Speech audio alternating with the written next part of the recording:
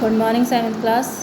उम्मीद करती हूँ आपकी छुट्टियाँ बहुत अच्छे से गुजरी होंगी। आपकी छुट्टियाँ आज ख़त्म हो रही हैं, तो अब आज से आपकी पढ़ाई शुरू हो रही है। तो आपको पढ़ाई शुरू कराते हुए हिंदी फर्स्ट में लेसन 5 में पढ़ाने जा रही हूँ। लेसन 5 का नाम आप देख लीजिए, हिमालय की एक घटना। पाठ का नाम है हिमालय की एक घटना, यानी हिमालय पर्वत। हिमालय पर्वत आप जानते हैं ना, यहाँ पर्वत दिख रहा है हिमालय पर्वत, जिस पर ऋषि मुनि वास करते हैं। लोग कहते हैं शिव जी का निवास स्थान है और बर्फ़ ही बर्फ़ है वहाँ पर।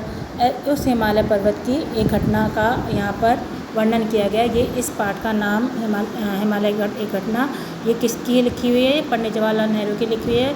घटना क्यों है? क्योंकि पंडित जवाहरलाल नेहरू एक दिन घूमते घूमते हिमालय की तरफ निकल गए थे, तो उसमें क्या घटित हुआ उसको उन्होंने यहाँ पर लिखा है घटना के रूप में।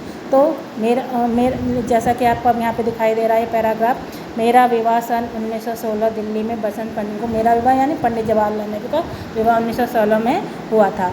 उस साल गर्मी में उन्होंने कुछ महीने कश्मीर में बिताए, फिर अपने परिवार को श्रीनगर की घाटी में छोड़ दिया और अपने एक चचेरे भाई के साथ कई हफ्ते तक पहाड़ों में घूमते रहे तथा लद्दाख रोड तक बढ़ते चले गए।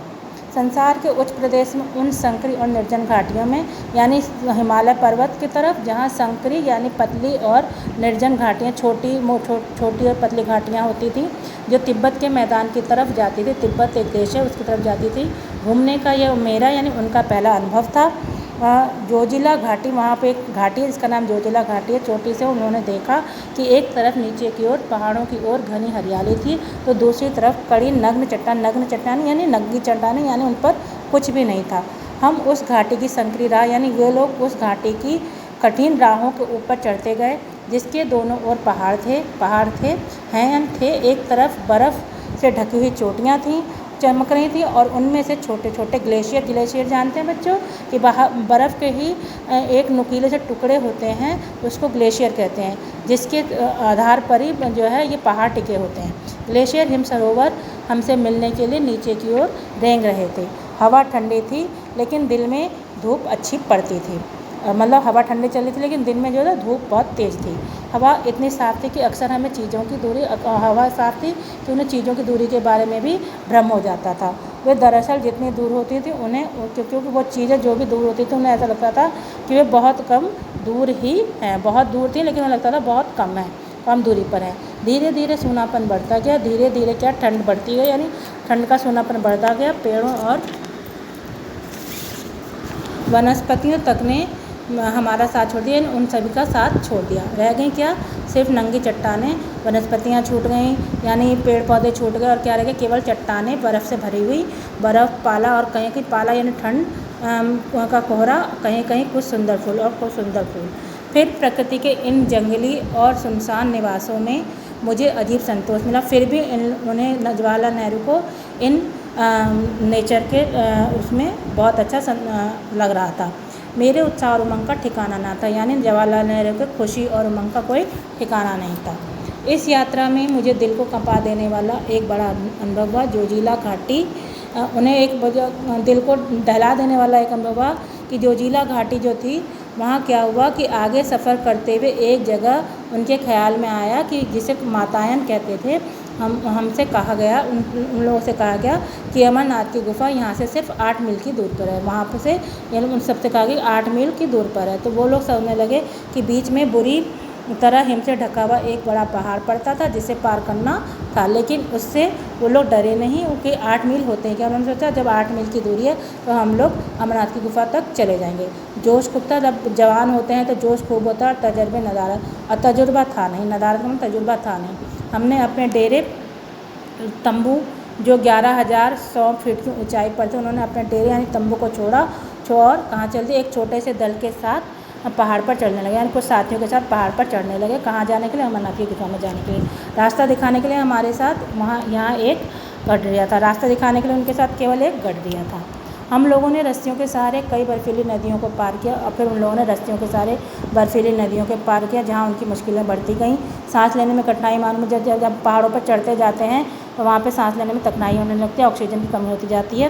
तो हमारे कुछ सामान उठाने वाले और उनके कुछ सामान उठाने वाले मुँह से खून निकलने लगा। हालांकि उन पर बहुत बोझ नहीं था। उधर बर्फ़ पड़ने लगी और बर्फीली नदियाँ भयानक होने लगी, मतलब खून भी निकलने लगा। और क्या हुआ, जबकि उनके पास कोई बोझ नहीं था, फिर भी क्या बर्फ़ पड़ने लगी और क्या बर्फीली नदियाँ जो थी और मुश्किल हालात में बहने लगीं और भयानक हो गईं, रपटीली हो गई, यानी फिसलने लगी। हम लोग बहुत बुरी तरह थक गए। अब वो लोग बुरी तरह चलते चलते थक गए थे।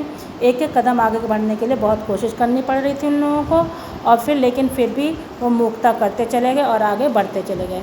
खेमा सुबह 4 बजे छोड़ा था उन लोगों ने, अपना जो डेरा था उन्होंने 4 बजे छोड़ा था सुबह, और 12 घंटे तक लगातार चलने के बाद एक सुविशाल हिम सरोवर देखने का पुरस्कार उन्हें मिला।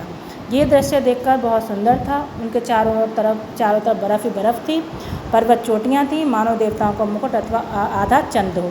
परंतु ताज़ी बर्फ़ और कोहरे ने शीघ्र ही इस दृश्य को भी ओझल कर दिया, यानी बर्फ़ से और कोहरे से ये भी दृश्य ढक गया। पता नहीं हम कितनी ऊंचाई पर थे, पता नहीं था उन लोगों के वो लोग कितनी ऊंचाई पर थे, लेकिन उनका ख्याल था कि कोई 15-16 हज़ार फीट की ऊंचाई रही होगी, क्योंकि अमरनाथ की गुफा से थोड़े ऊंचे थे।